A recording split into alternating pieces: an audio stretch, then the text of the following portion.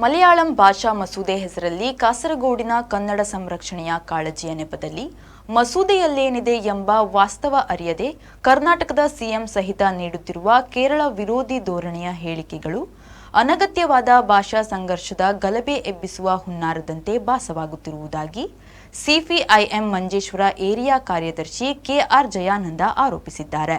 ನೂತನ ಭಾಷಾ ಮಸೂದೆಯಲ್ಲಿ ಭಾಷಾ ಅಲ್ಪಸಂಖ್ಯಾತ ಕನ್ನಡಿಗರ ಮೂಲಭೂತ ಹಕ್ಕನ್ನ ಕೇರಳ ಸರ್ಕಾರ ಕಸಿಯುತ್ತಿಲ್ಲ, ಬದಲು ಸಂರಕ್ಷಿಸುತ್ತಿದೆ. ವಾಸ್ತವ ಏನೆಂದರಿಯದೆ ಮಸೂದೆಯಲ್ಲೇನಿದೆ ಎಂದು ತಿಳಿಯದೆ ಕೇರಳ ವಿರೋಧಿ ಹೇಳಿಕೆಗಳೊಂದಿಗೆ ಕನ್ನಡಿಗರನ್ನ ಎತ್ತಿಕಟ್ಟುವ ಬೆಳವಣಿಗೆಯ ಹಿಂದೆ ಭಾಷಾ ಸಂಘರ್ಷದ ಷಡ್ಯಂತ್ರ ಅಡಗಿದಂತೆ ಭಾಸವಾಗಿದೆ ಎಂದವರು ಹೇಳಿದರು. ಇದೇ ವೇಳೆ ಕರ್ನಾಟಕ ಸರ್ಕಾರ ಕೇರಳವನ್ನ ಟೀಕಿಸುವಾಗ ಕೇರಳದ ಕಾಂಗ್ರೆಸ್ ಪಕ್ಷ ಕೂಡ ಮೌನವಾಗಿರುವುದು ಸಂದೇಹಕ್ಕೆ ಎಡೆಮಾಡಿಕೊಟ್ಟಿದೆ ಎಂದು ಉಲ್ಲೇಖಿಸಿದರು. ಕೇರಳದಲ್ಲಿನ ಸರ್ಕಾರಿ ಅನುದಾನಿತ ಶಾಲೆಗಳಲ್ಲಿ 10ನೇ ತರಗತಿಯವರೆಗೆ ಮಲಯಾಳಂ ಕಡ್ಡಾಯ ಮೊದಲ ಭಾಷೆಯಾಗಿದೆ. ಸೆಕ್ಷನ್ 6(3) ಮಾತೃಭಾಷೆ ಮಲಯಾಳಂ ಹೊರತಾದ ಯಾವುದೇ ಭಾಷೆಯಲ್ಲಿ ಕಲಿಯುತ್ತಿರುವ ವಿದ್ಯಾರ್ಥಿಗಳಿಗೆ ತಮ್ಮ ಭಾಷೆಯ ಜೊತೆಗೆ ಮಲಯಾಳಂ 2ನೇ ಪಠ್ಯವಾಗಿ ಅಧ್ಯಯನ ಮಾಡುವ ಅವಕಾಶ ನೀಡಲಾಗಿದೆ. ಕೇರಳದಲ್ಲಿ ತಮಿಳು ಮತ್ತು ಕನ್ನಡ ಭಾಷೆ ಅಲ್ಪಸಂಖ್ಯಾತರು ಎಂಬ ಘೋಷಣೆ ಮಾಡಲಾದ ಪ್ರದೇಶದಲ್ಲಿರುವ ರಾಜ್ಯ ಸರ್ಕಾರದ ಕಾರ್ಯಾಲಯ ಇಲಾಖೆಯ ಮುಖ್ಯಸ್ಥರು ರಾಜ್ಯ ಸರ್ಕಾರದ ಎಲ್ಲ ಸ್ಥಳೀಯ ಕಚೇರಿಗಳೊಂದಿಗೆ ತಮ್ಮ ಪತ್ರ ವ್ಯವಹಾರವನ್ನ ತಮ್ಮ ಮಾತೃಭಾಷೆಯಲ್ಲೇ ನಡೆಸಬಹುದು ಎಂಬ ಉತ್ತರ ಕೂಡ ಅವರವರ ಭಾಷೆಯಲ್ಲೇ ನೀಡಬೇಕು. ಕೇರಳದ ಮಾತೃಭಾಷೆಯಾಗಿರುವ ಮಲಯಾಳಂ ವಿದ್ಯಾರ್ಥಿಗಳು ರಾಷ್ಟ್ರೀಯ ಶಿಕ್ಷಣ ಪಠ್ಯಕ್ರಮದ ಅನುಸಾರವಾಗಿ ರಾಜ್ಯದ ಶಾಲೆಗಳಲ್ಲಿ ಲಭ್ಯವಿರುವ ತಮ್ಮ ಭಾಷೆಗಳಲ್ಲಿ ಅಧ್ಯಯನ ಮುಂದುವರಿಸಲು ಅವಕಾಶವಿದೆ ಎಂದು ಹೇಳಿದರು. ಕರ್ನಾಟಕದ ಮಾನ್ಯ ಗೌರವಾನ್ವಿತ ಮುಖ್ಯಮಂತ್ರಿಗಳಾದಂಥ ಶ್ರೀ ಸಿದ್ದರಾಮಯ್ಯನವರು, ಉಪಮುಖ್ಯಮಂತ್ರಿಯಾದಂಥ ಡಿ.ಕೆ. ಶಿವಕುಮಾರ್ ಅವರು ಕಳೆದ 1 ವಾರಗಳಿಂದ ಕೇರಳದ ಮುಖ್ಯಮಂತ್ರಿಗೆ ಎದುರಾಗಿಯೂ ಅದೇ ರೀತಿ ಕೇರಳದ ಸರ್ಕಾರಕ್ಕೆ ಎದುರಾಗಿಯೂ ಕಾಸರಗೋಡು ಜಿಲ್ಲೆಯಲ್ಲಿ ಕನ್ನಡ ಭಾಷಾ ಅಲ್ಪಸಂಖ್ಯಾತರ ಪರವಾಗಿ ಮಾತಾಡ್ತಾ ಇದ್ದಾರೆ.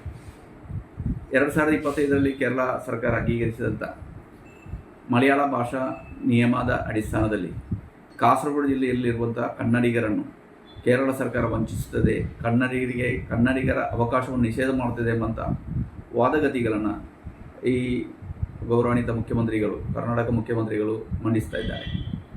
ಈಗ ನಾವು ಅದರ ಬಗ್ಗೆ ಪರಿಶೋಧನೆ ಮಾಡಬೇಕಾದಂಥ ಅವಶ್ಯಕತೆ ಇದೆ. ಕೇರಳ ಸರ್ಕಾರ 2025 ಕೇರಳ ಭಾಷಾ ಮಸೂದೆಯನ್ನು ಅಂಗೀಕರಿಸಿತು.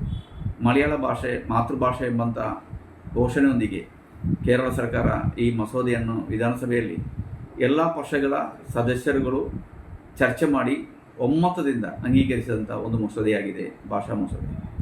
ಇದರ ಪ್ರಕಾರ ಕೇರಳದಲ್ಲಿ ಇರುವಂಥ ಎಲ್ಲ ಶಾಲೆಗಳಲ್ಲೂ, ಎಲ್ಲ ಸರ್ಕಾರಿ ಕಚೇರಿಗಳಲ್ಲೂ, ಔದ್ಯೋಗಿಕವಾಗಿರುವಂಥ ನ್ಯಾಯಾಲಯಗಳಲ್ಲೆಲ್ಲ ಮಲಯಾಳ ಭಾಷೆಯನ್ನು ಪ್ರಥಮ ಭಾಷೆಯಾಗಿ ಅಂಗೀಕರಿಸಲ್ಪಟ್ಟಿರುತ್ತದೆ.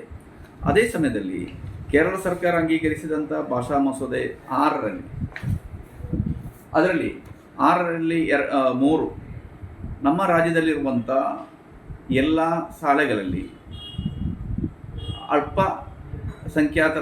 ಭಾಷಾ ಅಲ್ಪಸಂಖ್ಯಾತರಾಗಿರುವಂಥ ಪ್ರದೇಶಗಳಲ್ಲಿ ವಾಸ ಮಾಡುತ್ತಿರುವ ವಿದ್ಯಾರ್ಥಿಗಳಿಗೆ, ಕಲಿತಿರುವ ವಿದ್ಯಾರ್ಥಿಗಳಿಗೆ ಈ ನಿಯಮ ಪ್ರಕಾರ ಕೆಲವು ಸವಲತ್ತುಗಳನ್ನು ಪ್ರಖ್ಯಾಪನೆ ಮಾಡಿರುತ್ತದೆ. ಅದರಲ್ಲಿ 6ರಲ್ಲಿ 3ರಲ್ಲಿ ಹೇಳುವುದೇನೆಂದರೆ, ಮಲಯಾಳ ಭಾಷೆ ಅಲ್ಲದ ಬೇರೆ ಯಾವುದಾದ್ರೂ ಭಾಷೆ ಮಾತೃಭಾಷೆಯಾಗಿರುವಂಥ ವಿದ್ಯಾರ್ಥಿಗಳಿಗೆ ಅವರ ಮಾತೃಭಾಷೆಯಲ್ಲಿ ಕಲಿಯುವಂಥ ಅವಕಾಶವನ್ನು ಈ ಸರ್ಕಾರ ಈ ನಿಯಮ ಪ್ರಕಾರ ನೀಡಿರುತ್ತದೆ. ರೆಹಮಾನುದ್ಯಾವರ, ವಿ4 ನ್ಯೂಸ್, ಮಂಜೇಶ್ವರ.